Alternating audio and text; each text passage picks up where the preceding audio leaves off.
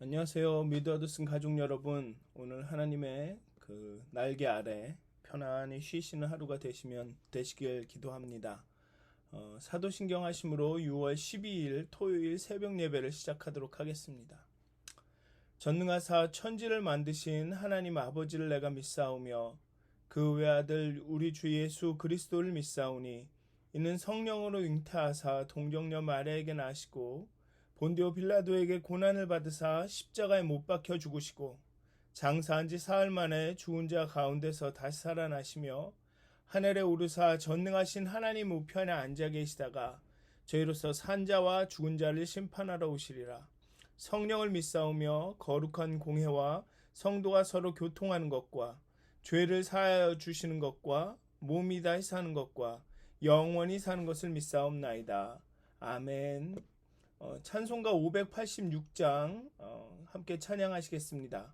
통합으로는 521장입니다. 찬송가 586장 어느 민족 누구게나 함께 찬양하시겠습니다. 찬송가 586장입니다.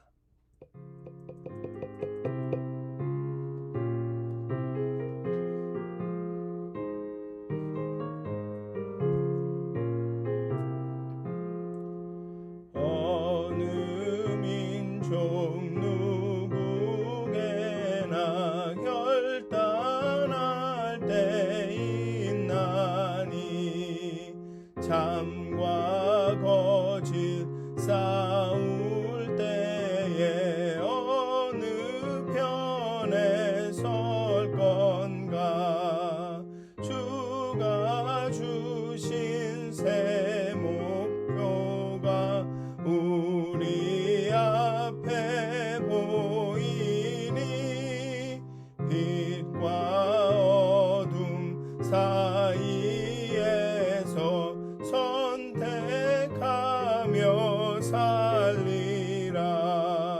고상하고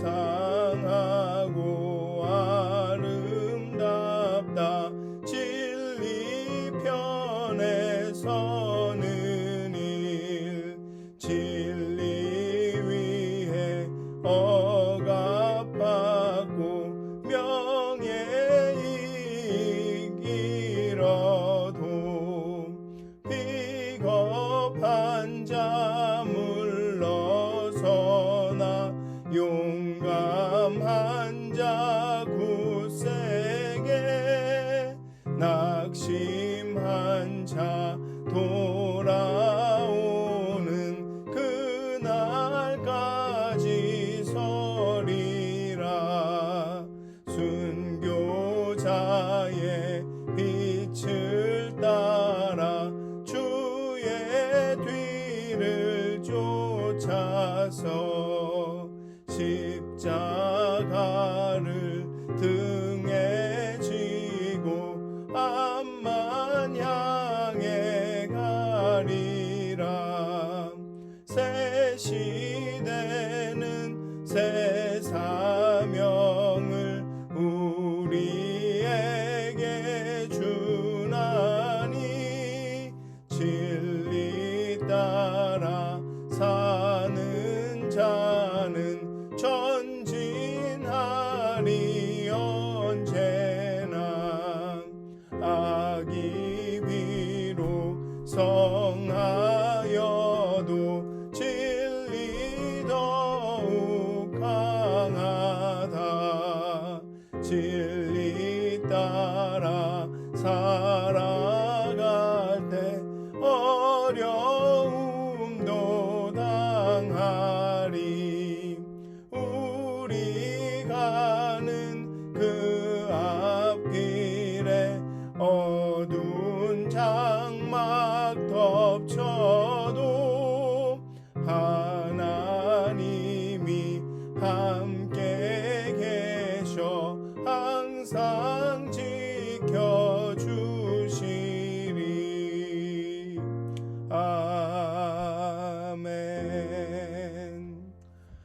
찬송가 585장 한 장 더 찬양하시겠습니다. 통합으로는 384장입니다. 찬송가 585장입니다. 내주는 강한 성이요 함께 찬양하시겠습니다.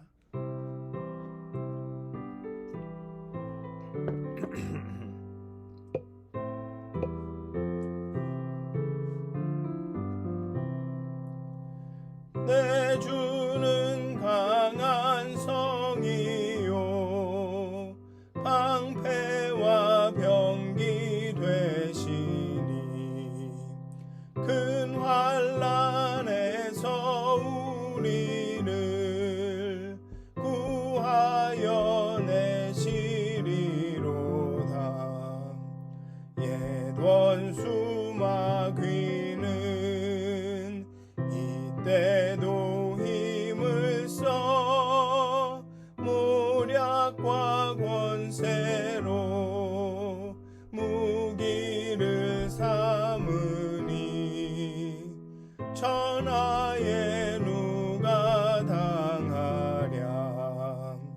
내 힘만 의지할 때는 패할 수밖에 없도다.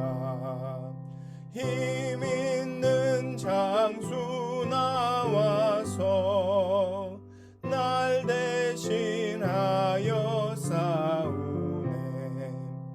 이 장수 누군가? 주 예수 그리스도 만군의 주로다. 당할 자 누구랴? 반드시 이기리로다. 이 땅에 마귀 들끓어 우리를 삼키려 하나. 겁내지 말고 섰거라. 진리로 이기리로다. 친척과 재물과 명예와 생명을 다 빼앗긴데도 진리는 살아서 그 나라 영원하리라.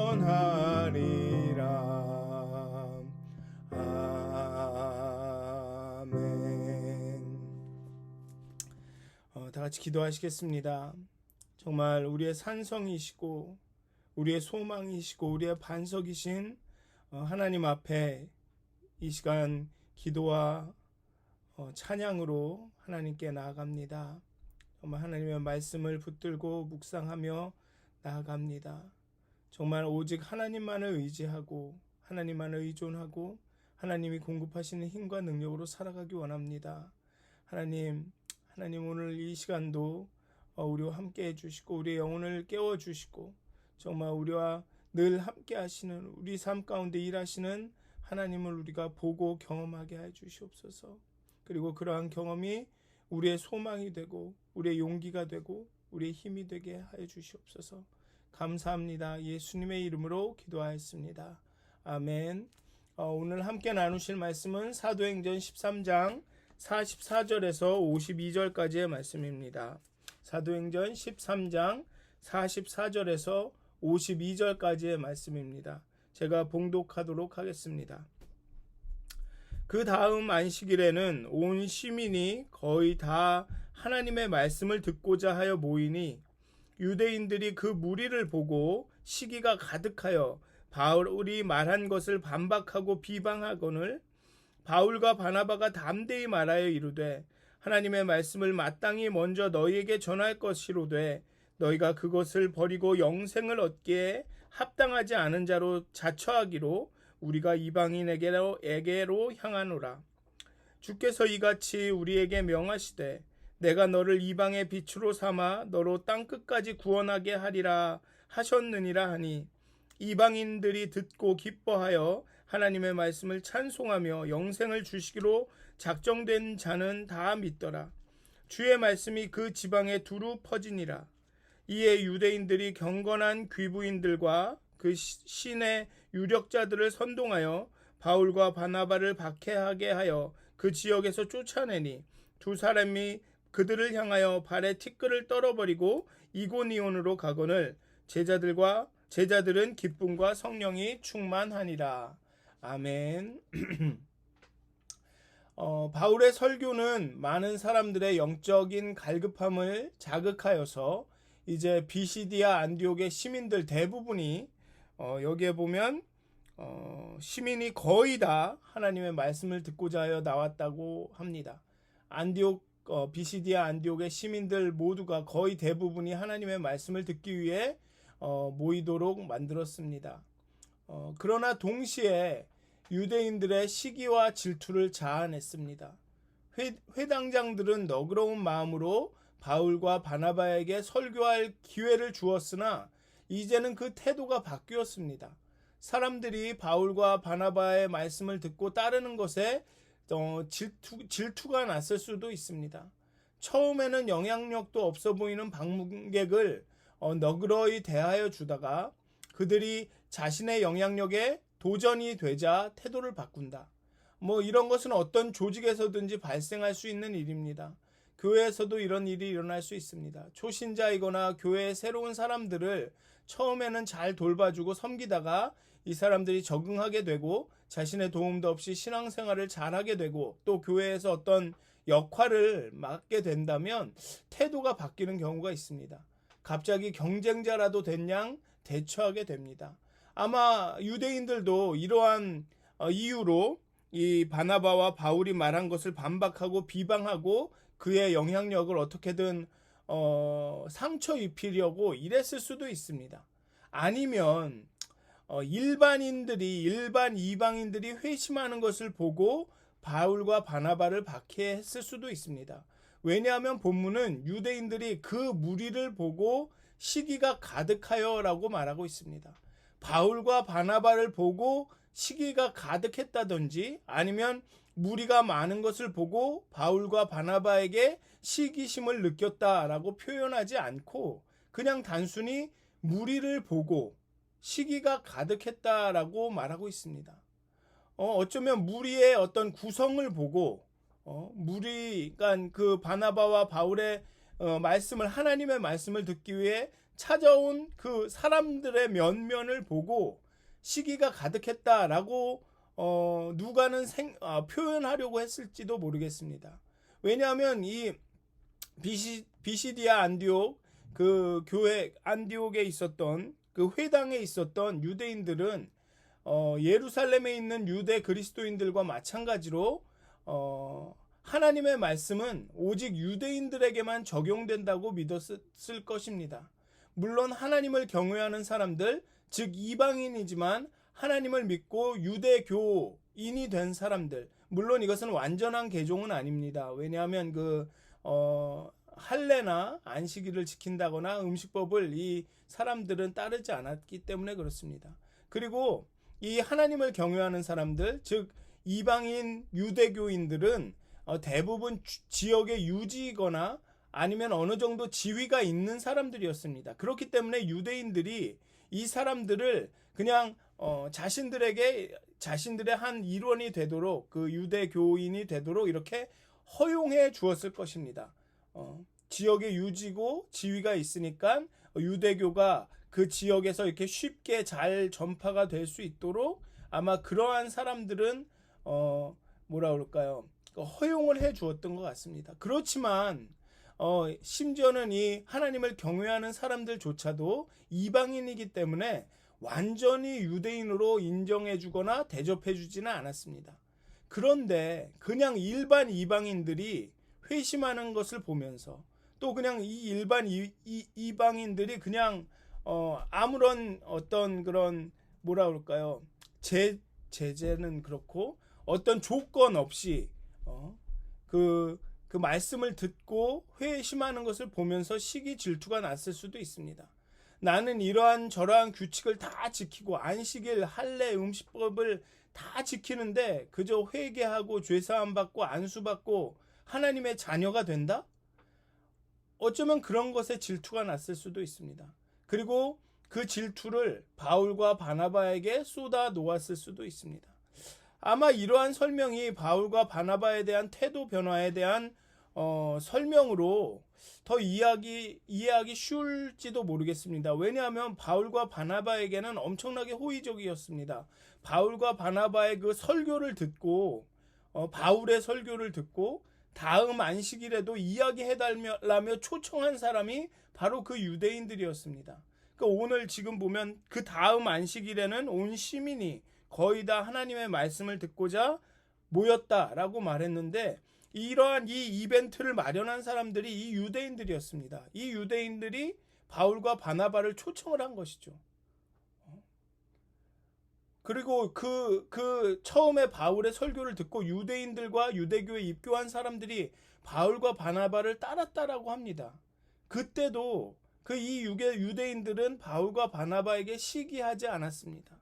그런데 갑자기 이렇게 시기를 하게 된 것은 어쩌면 그 말씀을 들어온 사람들이 그냥 일반 이방인들이 막 그렇게 하나님의 말씀을 따르고 듣는 것에 어쩌면 시기 질투가 났다라고 보는 것이, 어떤 율법을 지키지도 않는 사람들이 하나님의 자녀가 되는 것이 좀 시기가 났다, 질투가 났다라고 해석하는 것이 좋지 않을까라는 생각이 듭니다. 어쨌든 이 일로 바울과 바나바는 유대인들의 박해를 받게 됩니다. 그리고 바울은 다시 한번 자신의 소명을 재확인합니다. 이방인을 향한 선교가 바울 자신의 갈 길임을 다시 한번 확신합니다. 하나님의 말씀을 마땅히 먼저 너희에게 전할 것이로되 너희가 그것을 버리고 영생을 얻기에 합당하지 않은 자로 자처하기로 우리가 이방인에게로 향하노라. 주께서 이같이 명하시되 내가 너를 이방의 빛으로 삼아 너로 땅끝까지 구원하게 하리라 라는 이 말씀을 다시 한번 상기하면서 그렇게 이방인들에게로 나갑니다. 그러니까 이방인들은 막 기뻐하고 그랬죠. 어쨌든 바울과 바나바는 계속해서 담대히 복음을 전하고 많은 이방인들이 회심을 합니다. 바울은 항상 유대인도 그의 마음에 품었던 것 같습니다. 로마서를 보면 하나님께서 은혜의 통로로 유대인을 선택하셨음을 분명히 합니다. 그리고 이방인들에게는 너희가 유대인들의 그런 유대인들로 말미암아 그 복음이 너에게 전파되었다, 그것을 잊으면 안 된다라고 이방인들에게 늘 상기시키죠. 그렇게 유대인들을 늘 마음에 품었던 것 같습니다. 그래서 가는 지역마다 회당에서 먼저 복음을 전하게 되는 거죠. 어쨌든 바울과 바나바는 이렇게 담대히 복음을 전하고 많은 이방인들이 회심을 하고, 이에 유대인들은 사람들을 선동하고 바울과 바나바를 그 지역에서 쫓아냅니다. 그럼에도 제자들은 기쁨과 성령이 충만하다라는 선언으로 이 13장이 마무리됩니다. 그렇게 박해를 받고 쫓겨나지만 그럼에도 기쁨과 성령이 충만한 가운데 그렇게 하나님의 말씀을 계속 증거하게 됩니다. 그러니까 이 이후로는 항상 이런 패턴입니다. 회당에 가서 말씀을 전하고 유대인들에게 백척을 받아서 이방인들에게 말씀을 전하다 이방인들이 회개하고 교회를 세우고 이러면 또 박해가 강해져서 또 다른 지역으로 가고, 그럼 다른 지역에 가서 또 회당에서 전하고, 이렇게 그런 패턴이 계속되죠. 근데 이 선교라는 측면에서 보면 유대인의 회당에서 쫓겨나고 사람들의 거부를 당한 것은 어떻게 보면 선교의 실패죠. 선교의 타겟으로 회당에 가서 그 전략을 세워서 갔는데 거기에서 효과를 보지 못하고 쫓겨나고 박해를 받는 것은 어떻게 보면 선교의 실패입니다. 박해와 핍박은 실패로 비춰질 수 있습니다. 하지만 그 실패를 통해 복음이 이방인들에게 더 퍼질 수 있는 계기가 되었습니다. 하나의 문은 닫혔지만 또 다른 문이 열리게 된 것이죠. 이방인들이 듣고 기뻐하여 하나님의 말씀을 찬송하며 다 믿었다라고 오늘 본문은 이야기하고 있습니다. 그렇게 하나의 문이 닫혔을 때 또 다른 문이 열릴 수도 있다라는 것입니다. 때로는 우리 인생의 아픔이나 고통, 어려움이 닥쳐올 때 우리가 그것을 실패라고 생각할 때도 있고, 어떨 때는 심판이라고 생각할 때도 있고, 어떨 때는 저주라고 생각하기도 합니다. 하지만 오늘의 본문은 실패로 보인 것이 또 다른 가능성의 시작이었습니다. 오히려 그것이 하나님의 말씀을, 하나님의 뜻을 더 분명하게 깨닫게 하는 계기가 되었습니다. 바울에게는. 그래서 고통은 가장된 은혜라는 말이 있습니다. 바울은 복음의 전파라는 자신이 부름받은 표대를 향하여 우직하게 달려나갑니다. 그러한 믿음의 여정에 많은 장애와 걸림돌이 있지만 하나님은 오히려 그 장애와 걸림돌을 사용하셔서 새로운 가능성을 보게 하셨습니다. 새로운 시작이 되게 하셨습니다. 아니, 하나님이 주신 사명을 더욱 분명하게 깨닫게 하셨습니다. 그래서 여러분들 요즘 많은 어려움들을 겪으실 것입니다. 아니면 또 오늘 하루 또 어떤 어려움들, 곤란한 지경을 겪으실 수도 있는데요. 그런 가운데 정말 하나님께서 여러분들에게 그 새로운 가능성들을 보여주셨으면 좋겠습니다. 정말 그 가운데, 그 어려움 가운데 하나님께서 여러분들에게 주신 그 사명, 하나님의 그 뜻을 발견하게 되시기를 기도하겠습니다. 기도합니다. 정말 그래서 이런 어려움 가운데도, 이런 박해와 핍박 가운데도 우직하게 정말 하나님의 말씀을 증거했던 바울처럼 정말 우리가 그런 어려움과 고통 가운데 하나님의 사명을 깨닫고 정말 하나님께서 주시는 새로운 가능성들을 보면서 정말 하나님께서 우리에게 주신 그 사명을 이루어가는, 하나님의 뜻을 이루어가는, 또 하나님의 뜻을 새롭게 발견하는 그런 하루가 되시기를 주님의 이름으로 축원드립니다. 기도하시겠습니다. 하나님, 바울은 그 모진 박해와 어려움 가운데도 그 말씀의 전파, 복음의 전파라는 자신의 사명을 잃지 않았습니다. 오히려 그 사명이 더욱 분명해지고 더욱 확실해졌습니다. 그리고 그 말씀을 증거하러 가면은 정말 성령과 기쁨으로 충만하여서 갔다고 했습니다. 정말로 우리가 겪는 어려움과 고통 가운데, 우리 마음 가운데, 우리 존재의 기쁨에 있는 그 두려움과 그런 불안함 가운데 정말 우리가 하나님께 계속 나가기 원합니다. 하나님께서 우리에게 주신 사명과 하나님의 뜻이 우리 삶 가운데 일어나기를 간절히 소원합니다. 정말 어려움과 고통 가운데 하나님의 사명을 더욱 분명히 깨달아 알게 하시고 하나님께서 우리에게 열어주시는, 보여주시는 그 새로운 가능성들을 보게 하여 주셔서 정말 우리의 삶 가운데 정말 하나님께서 우리에게 주신 사명이, 정말 그 복음 전파의 사명이 이루어질 수 있도록 우리의 삶을 통해서 예수 그리스도가 증거될 수 있도록 하나님, 오늘 하루도 우리를 붙들어 주시옵소서. 우리를 깨닫게 하여 주시옵소서. 하나님, 우리에게 세상을 다르게 볼 수 있는 그 눈을 허락하여 주시옵소서. 우리가 약할 때 강하다라고 고백할 수 있는 믿음을 허락하여 주시옵소서. 하나님, 감사합니다. 예수님의 이름으로 기도하였습니다. 아멘. 하늘에 계신 우리 아버지여, 이름이 거룩 여김을 받으시오며 나라가 임하옵시며 뜻이 하늘에서 이루어진 것 같이 땅에서도 이루어지이다. 오늘 우리에게 일용할 양식을 주옵시고 우리가 우리에게 죄진 자를 사하여 준 것 같이 우리의 죄를 사하여 주옵시고 우리를 시험에 들게 하지 마옵시고 다만 악에서 구하옵소서. 나라와 권세와 영광이 아버지께 영원히 싸움나이다. 아멘. 평안한 하루 되시길 기도합니다.